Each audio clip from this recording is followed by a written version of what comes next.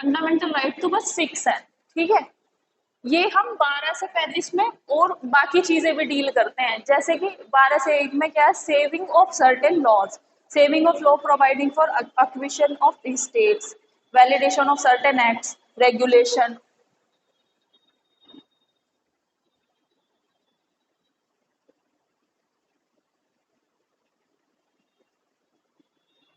Saving of certain laws, देखो कुछ laws ऐसे हैं जो फंडामेंटल राइट्स और इनके साथ क्लैश करते हैं, ठीक है, हमारे मौलिक अधिकारों के बीच में वो लोग क्लैश करते हैं। क्लैश मीन्स कि उनमें हमेशा एक ये रहता है कि वेदर फंडामेंटल राइट यहाँ पे वर्क करेंगे या नहीं करेंगे, ठीक है। तो उस केस में क्या है, कुछ सर्टेन लॉज बनाने सेव करने के लिए कुछ लॉज, ये कुछ आर्टिकल ऐड हुए थे, जैसे कि इसमें है, मैं सिर्फ आर्टिकल लिखवाऊंगी, ये हमारे लिए इतना इंपॉर्टेंट नहीं है। 31 A, फिर 31 B, 31 C, 31 D।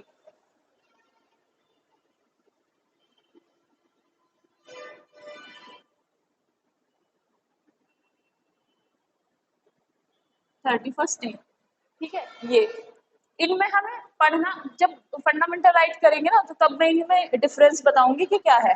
फिर आता है 32, 32 के बाद है यही राइट टू कॉन्स्टिट्यूशनल रिमेडी। फिर है 32A,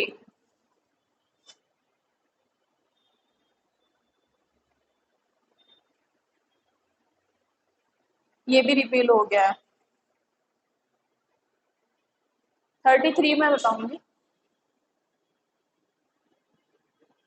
जो आर्टिकल 33 है, आर्टिकल 33 कहता है कि power of parliament to modify the rights conferred by this part in their application to forces etcetera.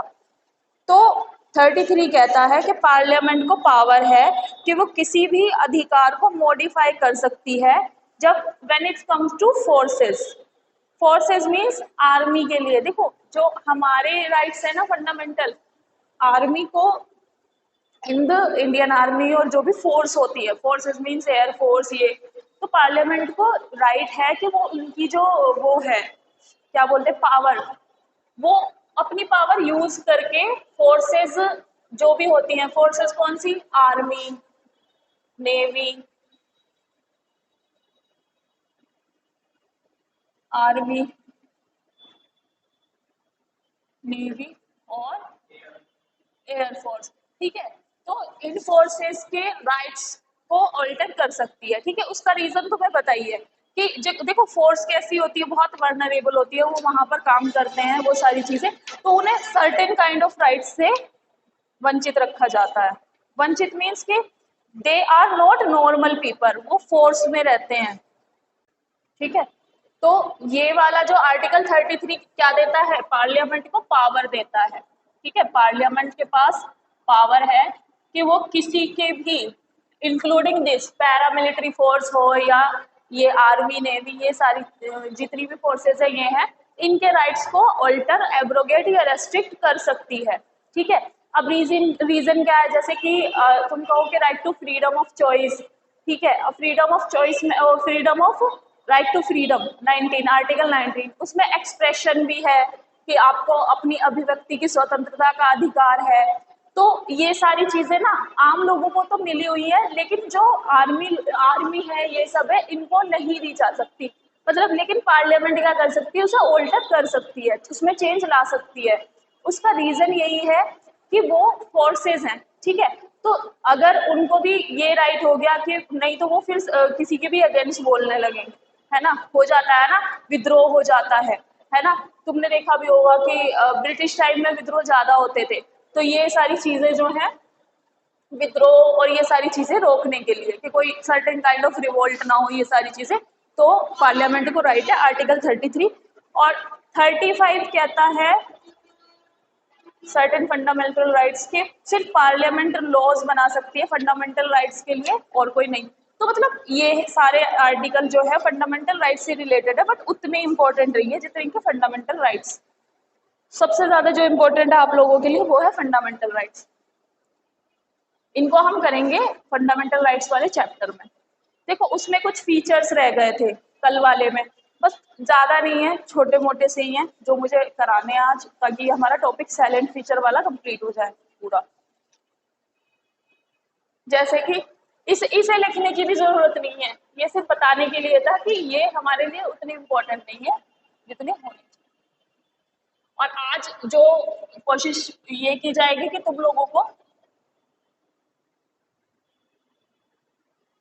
Sources and schedule, ये मैं आज लिख कर आ दूँ तुम लोगों को कि वो सोर्सेज रह गए थे ना, 2 या 3 बताए थे। एक तो वो कहाँ से लिया था फंडामेंटल राइट, और डीपीएसपी कहाँ से लिया था ये तो बता दिया था, लेकिन एक पूरी लिस्ट है कि कौन सी चीजें कहाँ से पर्टिकुलरली ली गई है, वो लिस्ट तुम लोगों को याद करनी है जो कि इम्पोर्टेंट है। ठीक है, सोर्सेज एंड, इससे पहले जो हमारा टॉपिक रह गया था वो कंप्लीट कर लेते हैं कि 9th, जहाँ तुमने 8th पे एंड किया होगा फंडामेंटल राइट पे, 9th आता है directive principle of state policy.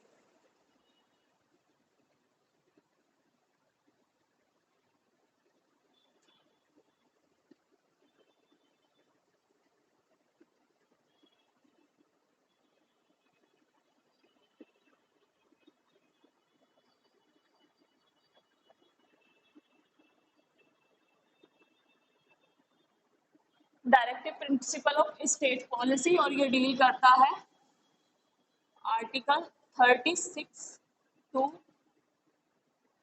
51, article 36 to 51। अब ये क्या है, फंडामेंटल राइट्स, और ये भी याद रखना कहाँ पर है डीपीएसपी, पार्ट 4 में, पार्ट 4 में मेंशन है। और इनको कहा गया है कि these are the novel feature,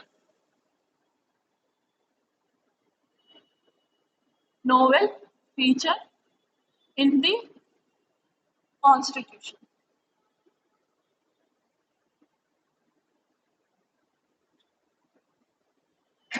constitution में ये नोवेल फीचर है। ठीक है, अब है क्या directive principle of state policy, है क्या, देखो directive principle of state policy basically बहुत सारे प्रिंसिपल लेट डाउन किए हैं पार्ट 4 में।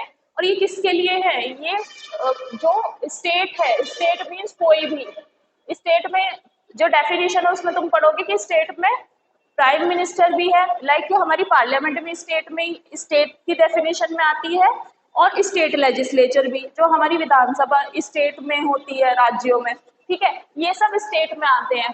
तो ये प्रिंसिपल क्या कहते हैं कि स्टेट को ये सारे प्रिंसिपल लॉ मेकिंग में अप्लाई करने होंगे। ठीक है, जैसे कि उसमें ये दिया गया है कि स्टेट अपने सिटीजन्स को मीन्स एजुकेशन प्रोवाइड करने के लिए कोशिश करेगा, और स्टेट अपने सिटीजन्स के लिए लाइक के एनवायरनमेंट के प्रोटेक्शन के लिए सारी चीज़ें, ये कुछ कुछ प्रिंसिपल उसमें लेट डाउन हुए थे।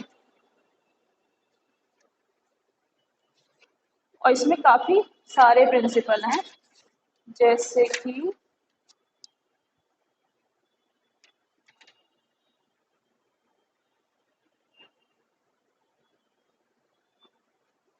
State to secure a social order for promotion of welfare of the people. State means राज्य या नेशन हमेशा क्या करेगा, एक सोशल ऑर्डर मेंटेन करके रखेगा लोगों के कल्याण के लिए, और सर्टेन प्रिंसिपल पॉलिसी भी फॉलोड बाय द स्टेट। और 39 ए में equal justice and free legal aid provide कराएगा state, organisation of village panchayat, right to work, to education and public assistance, ये कुछ प्रिंसिपल है। लेकिन देखो directive principle of state policy law making में हर किसी राज्य को फॉलो करना चाहिए, बट ये नॉन जस्टिसेबल है। नॉन जस्टिसेबल और जस्टिसेबल में डिफरेंस बताती हूँ। देखो अगर तुम फंडामेंटल राइट की बात करते हो तो फंडामेंटल राइट कैसे हैं, जस्टिसेबल। जस्टिसेबल मीन्स अगर इनका वायलेशन हुआ तो आप कोर्ट जा सकते हैं, और आप लीगली ये बाइंडिंग है स्टेट पे, है ना, स्टेट को इनको सुनना ही सुनना है। और अगर वायलेशन हुआ तो कोर्ट जा सकते हैं। तो जस्टिसेबल का मतलब तुम लगा लेना इससे कि यू कैन डायरेक्टली,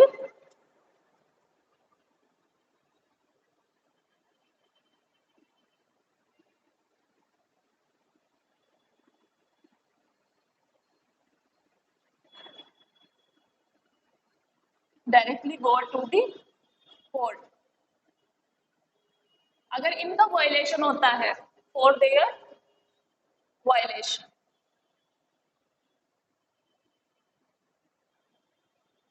ठीक है, अगर इनका वायलेशन होता है तो आप जा सकते हैं। बट अगर डीपीएसपी की बात करें, इसे शॉर्ट में डीपीएसपी कहते हैं, directive principle of state policy, DPSP. तो अगर डीपीएसपी की बात करें तो ये नॉन जस्टिसिएबल है, यानी कि अगर इनका वायलेशन होता भी है तो आपको कोर्ट से कोई रिमेडी नहीं मिलेंगी।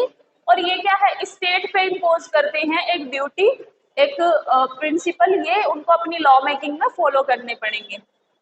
तो ये है, ये नॉन जस्टिसेबल है, मीन्स नॉट नेसेसरीली इनका ये अगर स्टेट फॉलो नहीं भी करते हैं तो भी कोई कोर्ट में जाने की जरूरत नहीं है, क्योंकि ये स्टेट पे बाइंडिंग है। और एक इसका एक और रीजन है कि ये हर स्टेट फॉलो नहीं कर सकते, क्योंकि इसमें लिखा हुआ है कि state free legal aid provide कराए, सोशल ऑर्डर मेंटेन करे, एजुकेशन प्रोवाइड कराए पीपल को, वेलफेयर स्टेट रहे। तो अब वेलफेयर स्टेट का कॉन्सेप्ट इसमें ही है, इसमें लिख लेना नोबल फीचर के बाद वेलफेयर स्टेट। अब वेलफेयर स्टेट क्या होता है?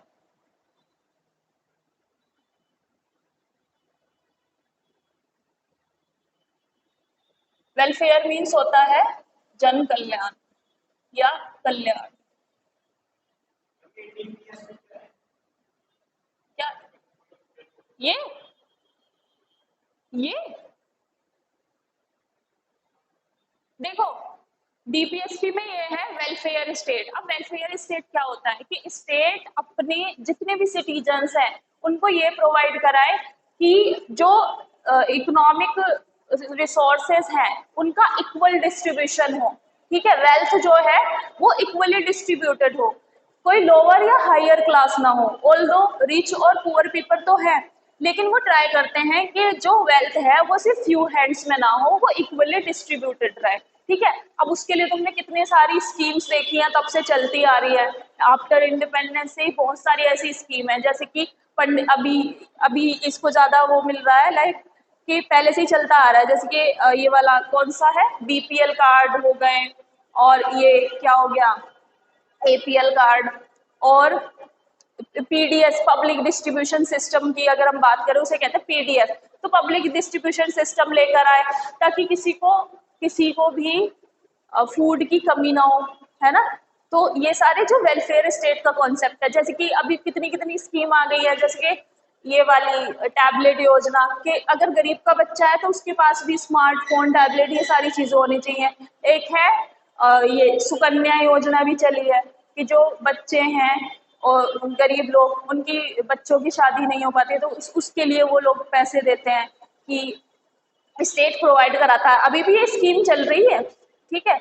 और इस स्कॉलरशिप का कॉन्सेप्ट है ना, जो बच्चे अफोर्ड नहीं कर सकते वो एजुकेशन या बुक्स, ये सारी चीजें, तो उनको स्कॉलरशिप का भी प्रोविजन रखा गया है। तो ये सारा जो है ना वेलफेयर स्टेट में आता है, मीन्स स्टेट हमेशा यही कोशिश करेगा कि उसके स्टेट में किसी भी तरह की इनइक्वालिटी ना हो, है ना, असमानता ना हो, फ्यू हैंड्स में जो वेल्थ है वो ना रहे, कुछ ही लोगों के पास पैसा ना रहे, वो इक्वली डिस्ट्रीब्यूटेड हो। अब इक्वली डिस्ट्रीब्यूशन का मतलब ये नहीं कि उनसे लेके देंगे, उसका मतलब ये है कि उनको भी ऐसी चीजें प्रोवाइड कराएंगे, इतनी सुविधाएं दे देंगे कि वो भी उनके बराबर हो जाए, है ना, कोशिश की जाती है। तो ये डीपीएसपी है, बाकी सारी चीजें हमें पढ़नी ही है।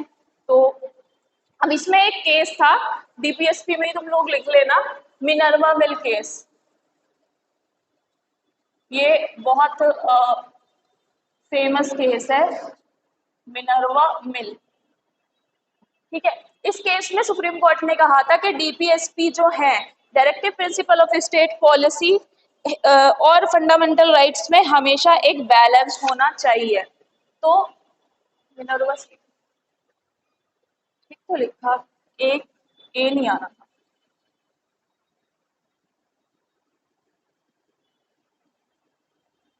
डेट लिख लेना इसकी 1986 में। तो what Supreme Court has observed, तो Honorable Supreme Court has observed that there should be a balance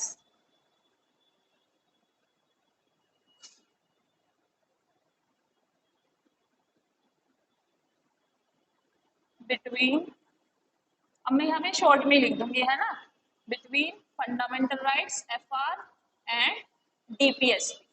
DPSP और फंडामेंटल राइट्स में हमेशा एक क्या होना चाहिए, बैलेंस होना चाहिए, और ये बैलेंस जरूरी है। इसके अलावा हमारे कॉन्स्टिट्यूशन में फंडामेंटल राइट्स के अलावा कुछ ड्यूटीज भी हैं।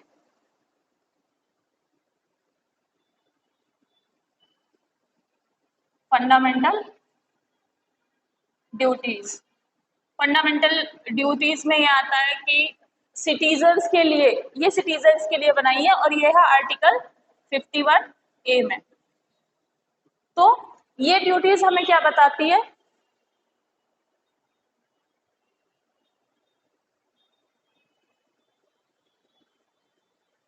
कि हमें पब्लिक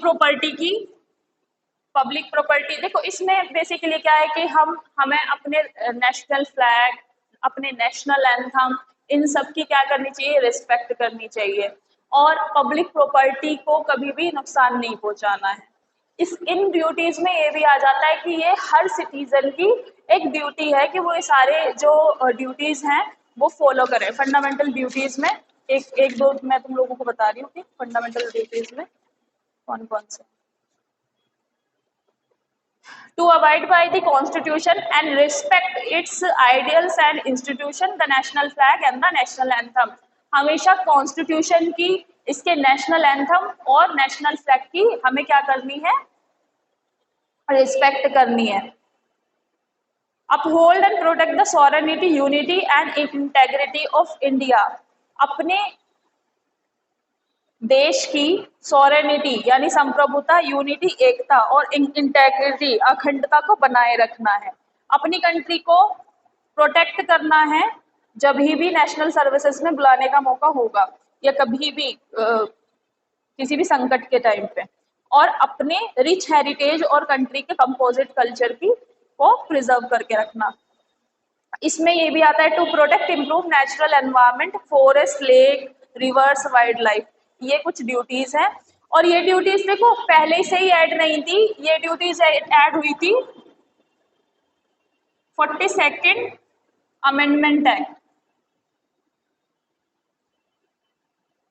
पूछ लिया जाता है कि फंडामेंटल ड्यूटीज कौन से अमेंडमेंट एक्ट के तहत कॉन्स्टिट्यूशन में जुड़ी थी, 1976। ये 42वां अमेंडमेंट। अमेंडमेंट क्या होता है पता है ना तुम्हें, अमेंडमेंट क्या होता है? देखो आर्टिकल, अमेंडमेंट मैंने गलती शायद तुम्हें बताया था, ये था आर्टिकल 368। 368 में लिखा है अमेंडमेंट टू द कॉन्स्टिट्यूशन।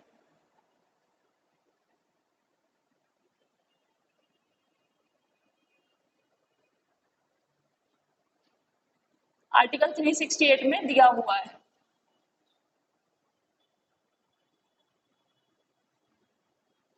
ठीक है, अब अमेंडमेंट का मतलब होता है संशोधन। अब संशोधन हम कब करते हैं? अगर हमें नीड लगेगी कि कोई चीज वहां पर कॉन्स्टिट्यूशन में, जैसे कि उनको नीड लगी कि अगर फंडामेंटल राइट दिया है तो कुछ फंडामेंटल ड्यूटीज भी सिटीजन्स की होनी जरूरी है ना, ड्यूटीज।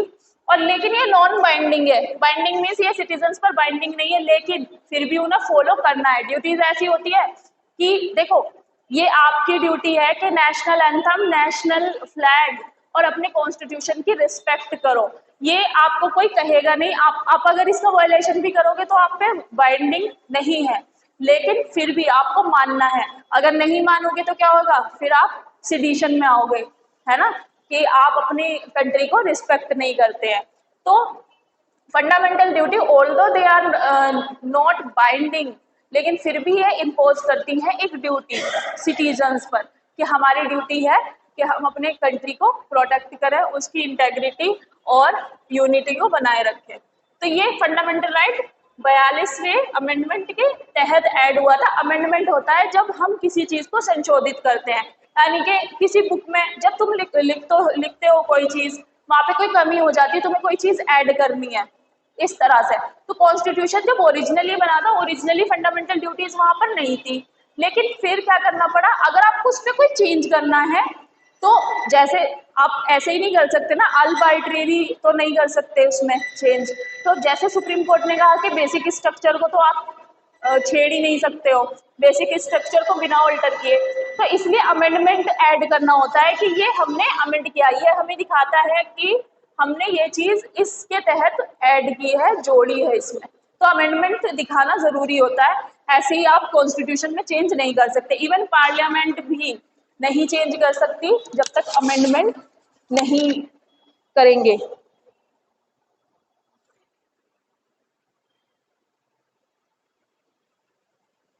सेकंड है सेक्युलर स्टेट।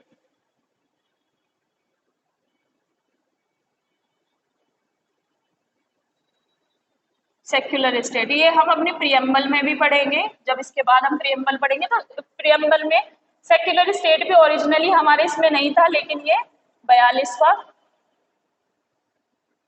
Amendment act. अब देखो सेक्युलर की बात क्या है, अगर हम देखो पाकिस्तान की बात करें, पाकिस्तान का ही एग्जाम्पल यहाँ पे सही रहेगा, तो पाकिस्तान जब आजाद हुआ था तब वो सेक्युलर था। सेक्युलर मीन्स कि कोई कॉन्सेप्ट नहीं था, सभी थे वहां पर। लेकिन बाद में पाकिस्तान क्या बन गया, एक इस्लामिक स्टेट। ठीक है, उसने अपने आप को क्या घोषित किया कि हम तो एक इस्लामिक स्टेट है। जैसे बाकी वेस्ट एशियन कंट्री है ना, इराक है, ईरान, ठीक है, Iraq, Iran, Kuwait, Saudi Arabia, ये सारी वेस्ट एशियन कंट्री हैं, ये सारे इस्लामिक स्टेट हैं। ठीक है, ये कंट्री सेक्युलर नहीं है except Turkey. Turkey is a secular country. ठीक है, तो लेकिन हमारा कॉन्स्टिट्यूशन हमने प्रोवाइड कराया सेक्युलर स्टेट। ठीक है, अब सेक्युलर का मतलब होता है पंथ निरपेक्ष या धर्म निरपेक्ष, यानी कि हमारे यहाँ सभी धर्मों को समान भाव से देखा गया है, यह सभी धर्मों को समान अधिकार प्राप्त है अपने आप को अभिव्यक्त करने के लिए। ठीक है, इसका यही एक एग्जाम्पल है कि कोई भी आप किसी भी सर्विस में जाओगे, कोई भी आपको आपके रिलीजन के नाम पे नहीं कहेगा कि तुम यहाँ नहीं आ सकते, या फिर तुम किसी भी एग्जाम को फिल करते हो, है ना, यूनियन के अंडर में हो रहा है, स्टेट के अंडर में हो रहा है, आपसे आपका रिलीजन पूछा तो जाता है फॉर्म फिल करते समय, लेकिन कभी भी आपको उससे डिबार नहीं करेंगे कि आप तो ये हो तो हम आपको एग्जाम नहीं देने देंगे। तो हमारा कॉन्स्टिट्यूशन दुनिया में सबसे कह सकते हैं सबसे ज्यादा अच्छा और कहते हैं वाइडली एक्सप्लेन जो कॉन्स्टिट्यूशन है, जो हमें सभी तरह के राइट्स देता है, वो हमारा कॉन्स्टिट्यूशन है। और अदर कंट्री में इतने सारे फीचर्स नहीं है, इतनी सारी ड्यूटीज, इतने सारे फंडामेंटल राइट्स नहीं दिए गए वाइडली। ठीक है, तो इसलिए हमारा कॉन्स्टिट्यूशन वर्ल्ड में one of the best constitution है, अगर देखा जाए लेटर और स्पिरिट दोनों में। लिखा हुआ भी है और फॉलो भी किया जाए तब भी हमारा ये कॉन्स्टिट्यूशन बेस्ट है। तो सेक्युलर स्टेट का कॉन्सेप्ट इसलिए लेकर आए क्योंकि देखो यहाँ पे नॉट ओनली, देखो मेजोरिटी तो हिंदू मुस्लिम है, लाइक कि हिंदू हो गए और मुस्लिम कम्युनिटी हो गई, लेकिन उसके अलावा हमारे यहाँ पे और माइनर कम्युनिटीज भी हैं, लाइक क्रिश्चियंस है, जैन है, सिख है, उसके अलावा कुछ साउथ इंडिया में जैसे कि अगर लिंगायत, कुछ छोटी छोटी ऐसी कम्युनिटी हैं, लिंगायत हैं, वोक लिंगास हैं, और अगर हम नॉर्थ ईस्ट की बात करें तो बेटा ट्राइबल एरियाज हैं। ठीक है, तो ट्राइबल एरियाज, तो इतनी बड़ी कंट्री है, इतने डिफरेंट डिफरेंट कल्चर फॉलो करने वाले लोग हैं, तो हमें सेक्युलर कॉन्सेप्ट लाना ही था, नहीं तो फिर ये है ना वो एक जगह अपहोल्ड करना बहुत मुश्किल हो जाता। ठीक है, क्योंकि जब हमारा कंसोलिडेशन हो रहा था, इंडिपेंडेंस हो गई थी ना, जस्ट आफ्टर इंडिपेंडेंस अंग्रेजों ने साइन कर लिया कि हम छोड़ के जा रहे हैं ये, है ना, और हमें 15 अगस्त 1947 का इंडिपेंडेंस मिल गई। उसके बाद पता है हमारे यहाँ पे कितनी रियासतें थी, 500 से अधिक, 500 से मोर देन 500 रियासतें थी। रियासतें मीन्स अलग अलग महाराजा, अलग अलग स्टेट। अब तुम ये देखो इनको कन्विंस करना कि तुम इंडियन यूनियन में मिल जाओ कितना मुश्किल रहा होगा। तो उसपे वन एंड ओनली एक ही पर्सन थे, दैट इज सरदार वल्लभ भाई पटेल। उन्होंने इन 500 से अधिक रियासतों को कुछ को कन्विंस किया कि भाई आप इंडियन यूनियन में मिल जाए, आपको ये बेनिफिट है क्योंकि पार्ट तो इंडिया का ही है ना, ज्योग्राफिकली तो हमारे ही पार्ट थे ना सारी रियासतें, चाहे वो हैदराबाद हो चाहे वो जूनागढ़ हो, तो ये सारी चीजें। और इसका एक इंटरेस्टिंग सी बात मैं तुम्हें बताती हूँ, जूनागढ़, देखो जूनागढ़ में तुम्हें बताती हूँ, गुजरात है ना,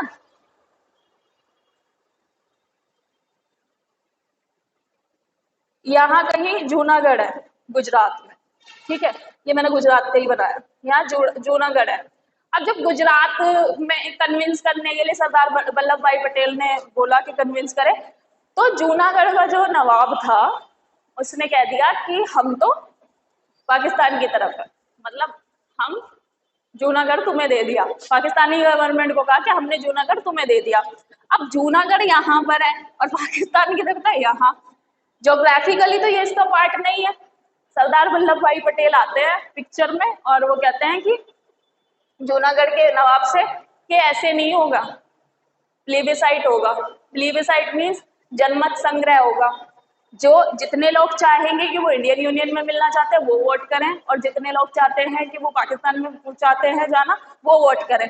जूनागढ़ के लोगों ने इंडिया के लिए वोट किया और फिर जूनागढ़ हमारा पार्ट बना। तो ये देखो कि कितना मुश्किल रहा होगा उस समय कि मान लो यहाँ पे कोई महाराजा उसकी थिंकिंग अलग है, यहाँ पे कोई राजा उसकी थिंकिंग अलग है, तो 500 से अधिक रियासतें कंसोलिडेट करी तब जाके ये हमारा पूरा इंडिया हो पाया। फिर हैदराबाद की सीन है, हैदराबाद में वो मना कर रहे थे वहां के भी नवाब, पुलिस फोर्स वहां यूज की। गोवा में कौन थे, पुर्तगाली। अगर तुम्हें स्टार्टिंग से याद हो कि जब वास्को डिगामा आया था तो सबसे पहले वास्को डिगामा कौन था, पुर्तगाली, तो वही लोग आए थे। तो दमन दीव और गोवा उन्होंने कैप्चर कर रखा था, वहां भी पुलिस फोर्स भेजी, आर्मी भेजी, खाली करवा दिया।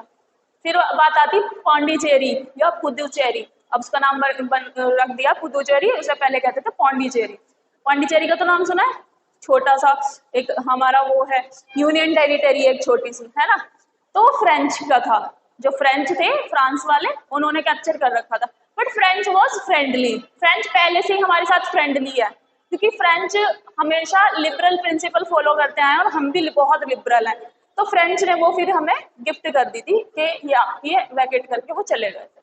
तो ये चीजें हुई थी उस समय, है ना। तो इसलिए हमारा जो है ये सेक्युलर है और ये भी 42वां अमेंडमेंट एक्ट 1976 में ऐड हुआ था। तो ये चीज तुम लोगों को याद रखनी है कि कौन सा अमेंडमेंट आया था। और ये फंडामेंटल ड्यूटीज में लिखना कि फंडामेंटल ड्यूटीज रेकमेंड किसने की थी। तो देखो बेटा, ये स्वर्ण सिंह कमेटी, स्वर्ण सिंह जो थे उनके अंडर में एक कमेटी बनी थी, उसने फंडामेंटल ड्यूटीज, स्वर्ण सिंह कमेटी के तहत फंडामेंटल ड्यूटीज उन्होंने रेकमेंड की थी, तब जाके आर्टिकल 51A में कुछ फंडामेंटल ड्यूटी ऐड हुई थी। फिर है universal adult franchise. UP police में एक क्वेश्चन आया था यूपीएसआई के पेपर में, यूनिवर्सल एडल्ट फ्रेंचाइज, इसका क्या मतलब है। देखो यूनिवर्सल एडल्ट फ्रेंचाइज का मतलब है universal adult, adult means 18 years for girls और 21 ईयर्स फॉर बॉयज, ठीक है। जैसे कि अभी इलेक्शन हुए थे कि जो 18 साल से ज्यादा मतलब 18 साल तक के गर्ल्स और 21 यानी कि 21 साल तक के लड़के वोट देने का अधिकार है इनको, ठीक है। तो इसी को कहते हैं यूनिवर्सल एडल्ट फ्रेंचाइज। हमारे यहाँ पे यूनिवर्सल एडल्ट फ्रेंचाइज है, ठीक है, कि 18 साल से 18 साल तक की लड़कियां और उससे ज्यादा की और 21 साल तक के ये लोग वोट दे सकते हैं, अपना प्रतिनिधि चुन सकते हैं। और इस उसमें क्वेश्चन आया था यूपी पुलिस में कि ये कौन से अमेंडमेंट एक्ट के तहत ऐड हुआ था। तो ये याद रखना कि ये 18 बढ़ाई थी एज, क्योंकि पहले शायद कम थी।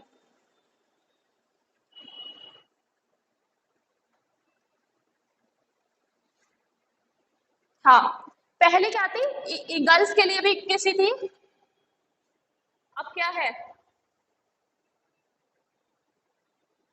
इक्वल है, दोनों 18 साल के, ठीक है। पहले क्या थी, 21 थी दोनों के लिए।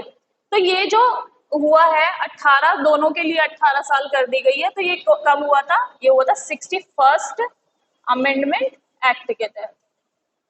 ये तुम लोगों को यही क्वेश्चन आया था, 61st अमेंडमेंट एक्ट। क्वेश्चन ये आया था कि यूनिवर्सल एडल्ट फ्रेंचाइज का जो कॉन्सेप्ट है, या जो उम्र थी 18 से 21 से कम करके 18 कौन से अमेंडमेंट एक्ट के तहत की थी? तो 61st कॉन्स्टिट्यूशनल अमेंडमेंट एक्ट 1988।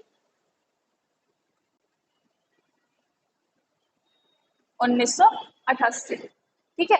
ये था बस। अब तुम लोगों को ये चीज याद करनी है बस, और कुछ याद नहीं करना है। फिर सोर्सेज आज मैं कुछ लिखवा देती हूँ, क्योंकि सोर्सेज हमारे रह रहे हैं और सोर्सेज बहुत जरूरी है तुम लोगों को याद करना। नहीं तो फिर पेपर में आ जाता है ना, और फिर ये रहता है कि यार ये नहीं किया, ये कर लेते तो हो जाता।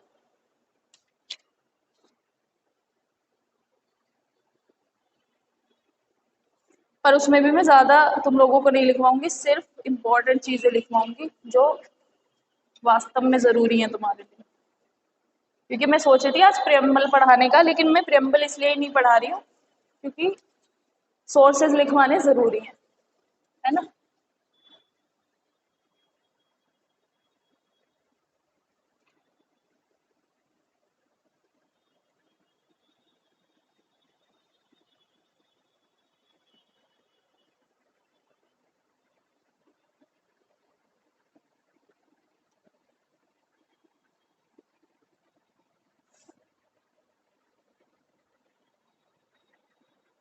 तो सबसे पहले डालना कि ब्रिटिश कॉन्स्टिट्यूशन से या ब्रिटिश उससे क्या क्या लिया गया।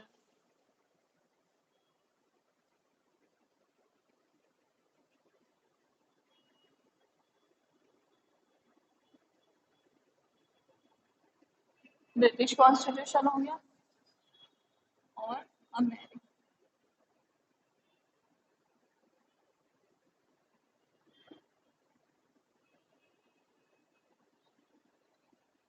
तो ब्रिटिश कॉन्स्टिट्यूशन से सबसे पहले पार्लियामेंट्री सिस्टम,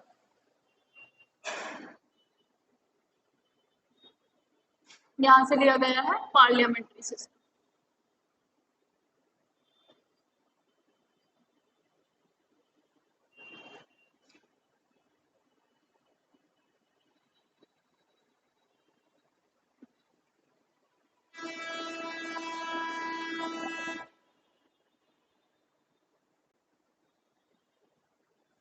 पार्लियामेंट्री सिस्टम और rule of law. Rule of law मैं तुम लोगों को एक्सप्लेन करूंगी फंडामेंटल राइट्स में। ये अभी यहाँ पे तो तुम लिख लो। क्या हुआ? कोई आया था?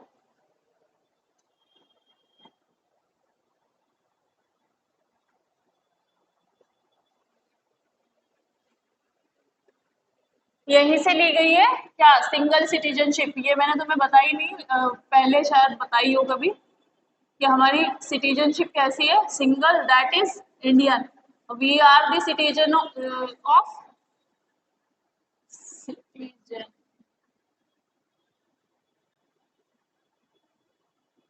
सिटीजनशिप। तो first we are the citizen of India, उसके बाद हम किसी स्टेट के रहने वाले हैं, उसके बाद हमारा कोई नाम है, उसके बाद हम कहीं किसी रिलीजन या किसी गांव के हैं।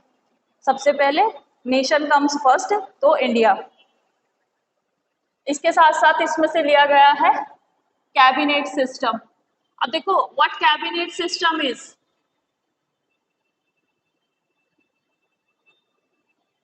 देखो कैबिनेट एक वो होती है। What is cabinet?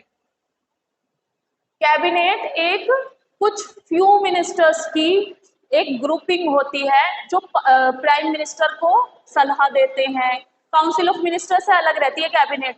कैबिनेट में ज्यादातर 10 से 15 मिनिस्टर रहते हैं जो बहुत खास होते हैं टू दी प्राइम मिनिस्टर, और प्राइम मिनिस्टर को अलग अलग चीजों पर सलाह देते हैं, और इसी को कहते हैं कैबिनेट।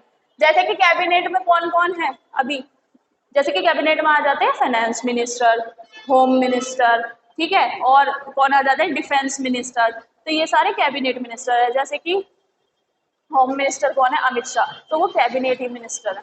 तो ये कैबिनेट मिनिस्टर है, जो 10 से 15 जो होते हैं उन्हें कैबिनेट मिनिस्टर कहते हैं।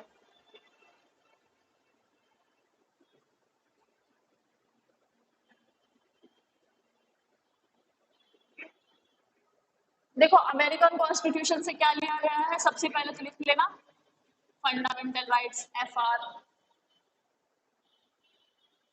Fundamental rights, independence of judiciary, second है इंडिपेंडेंस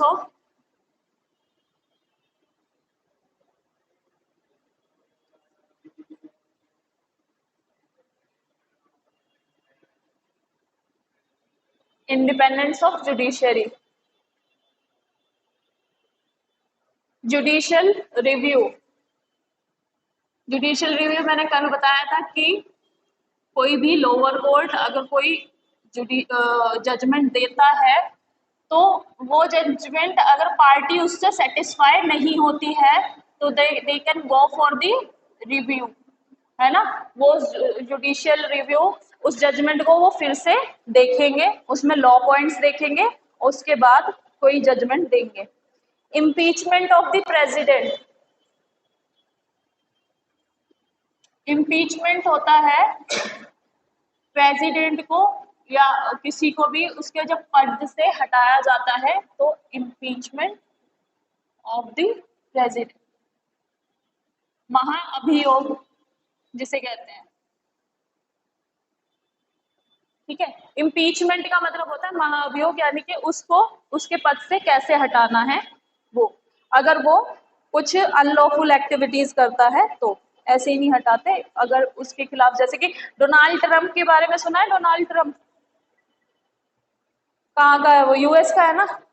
अमेरिका के साथ साथ ये भी लिख लेना बेटा यूएस, क्योंकि इसका नाम अमेरिका हम बोल देते हैं, बट ये है United states of America, USA, ठीक है। हाँ, तो डोनाल्ड ट्रंप जब वो प्रेसिडेंट के बाद उन पे कुछ एलिगेशन लगे, आफ्टर मतलब वो प्रेसिडेंट की पोस्ट से हट गए थे, यानी कि ये आ गए जो बिदेन, तो जो बाइडेन जो भी नाम है, कुछ बिदेन कह देते हैं, बीडेन, कुछ बाइडेन कहते हैं, तो डोनाल्ड ट्रंप पर एलिगेशंस लगे थे, हालांकि लेटर ऑन वो एलिगेशन हटा दिए गए कि वो किसी मनी लॉन्ड्रिंग टाइप के केस में लिप्त थे, तो उनके खिलाफ इम्पीचमेंट चलाता है। इम्पीचमेंट में ये होता है कि उस मामले की जांच होती है, अगर वो उसमें किसी एक्टिविटीज में, अनलॉफुल एक्टिविटीज में लिप्त थे, या कुछ भी ऐसी चीज है, या लाइक स्कैम है या कुछ भी है, तो पूरा एक प्रोसीजर होता है, जांच होती है, उसके बाद वो इम्पीच कर दिए जाते हैं, यानी पद से हटा दिए। लेकिन हमारे कॉन्स्टिट्यूशन में भी ये है, बट अभी तक भी हमारे किसी भी प्रेसिडेंट को इम्पीच नहीं किया गया, अभी तक भी, क्योंकि कोई जरूरत ही नहीं पड़ी, वहां के लोगों की तरह फ्रीडम नहीं है हमारे प्रेसिडेंट को,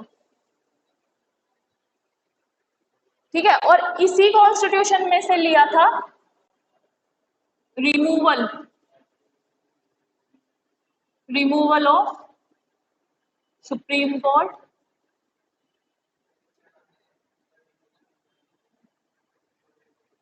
एंड हाई कोर्ट जजेस।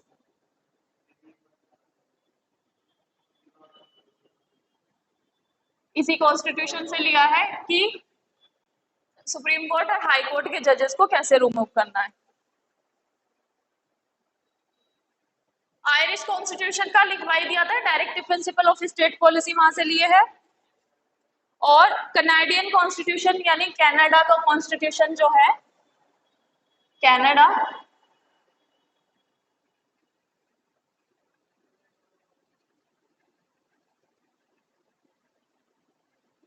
कनाडियन कॉन्स्टिट्यूशन से लिया है federation of state, federation with a strong centre.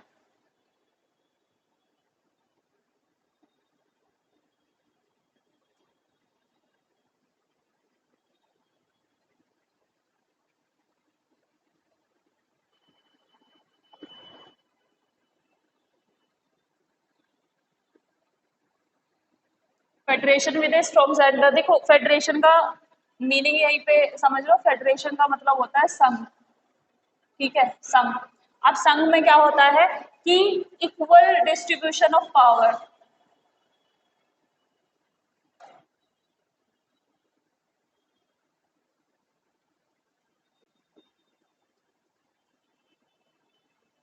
Equal distribution of powers between centre and state.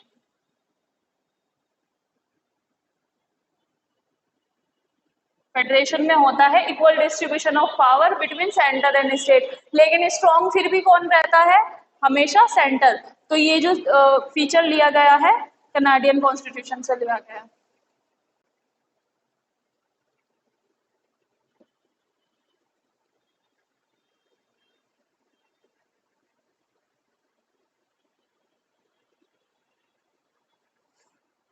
Australian constitution.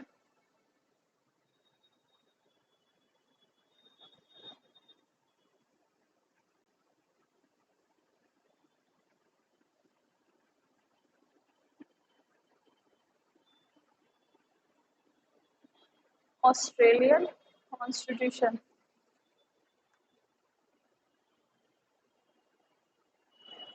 इसमें से ली गई है कॉन्करेंट लिस्ट। हमने 3 लिस्ट मैंने बताई थी ना, ये 3 लिस्ट है। एक है यूनियन लिस्ट, एक है स्टेट लिस्ट और एक है कॉन्करेंट लिस्ट। यूनियन लिस्ट में सिर्फ यूनियन बना सकता है, सेंटर बना सकता है लॉज। स्टेट लिस्ट कंसर्न जिसमें सब्जेक्ट है उस पे स्टेट बना सकता है। लेकिन जो सब्जेक्ट कॉन्करेंट लिस्ट में मेंशन है वो उस पे कौन बना सकता है लो? Both centre and state. इसके साथ साथ कॉन्करेंट लिस्ट के साथ साथ ऑस्ट्रेलियन कॉन्स्टिट्यूशन से क्या लिया गया है? Joint sitting of 2 houses of parliament.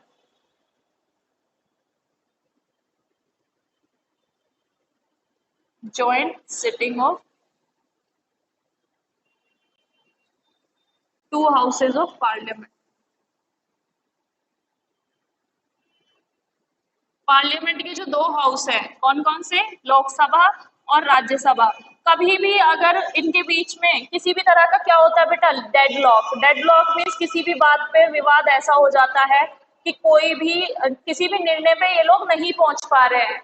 अगर कोई डेडलॉक हो जाता है कि कोई ऐसा बिल या कोई ऐसी चीज हो जाती है जिसपे वो सहमत नहीं हो पा रहे हैं, तो जॉइंट सिटिंग बुलाई जाती है। जॉइंट मीन्स उनके सदन अलग अलग होते हैं, लोकसभा और राज्यसभा के। लोकसभा की प्रोसीडिंग अलग होती है, राज्यसभा की अलग होती है, लेकिन फिर प्रेसिडेंट कौन बुलाता है? प्रेसिडेंट। ठीक है, तो ये इसमें ब्रैकेट में यही लिख लेना कि इसकी सिटिंग का प्रिसाइड ओवर कौन करता है? प्रेसिडेंट। तो प्रेसिडेंट की अध्यक्षता में ये जॉइंट सिटिंग बुलाई जाती है और फिर वो उस डेडलॉक को सुलझाने की कोशिश की जाती है। तो ये भी ऑस्ट्रेलियन कॉन्स्टिट्यूशन से लिया गया है।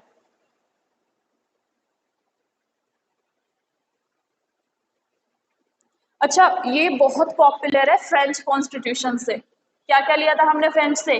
जब हम पढ़ रहे थे मैंने भी बताया था कि हमने यहाँ से कौन कौन से आइडिया लिए हैं फ्रेंच कॉन्स्टिट्यूशन, जो कि इम्पोर्टेंट है। आइडियल कौन कौन से लिए हैं? लिबर्टी, इक्वालिटी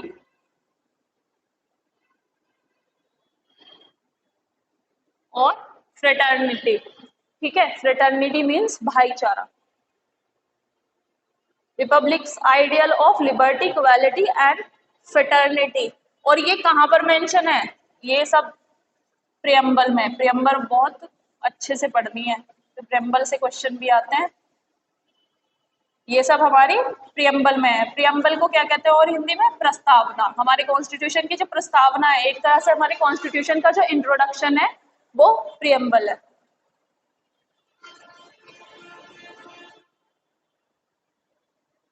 प्रस्तावना। ठीक है, तो ये यहाँ से लिया गया है।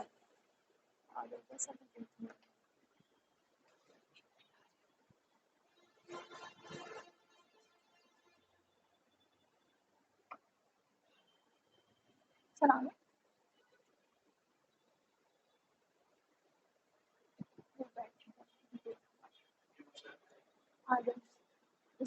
देखने गई थी। चलो लास्ट है फिर वीमर कॉन्स्टिट्यूशन ऑफ जर्मनी।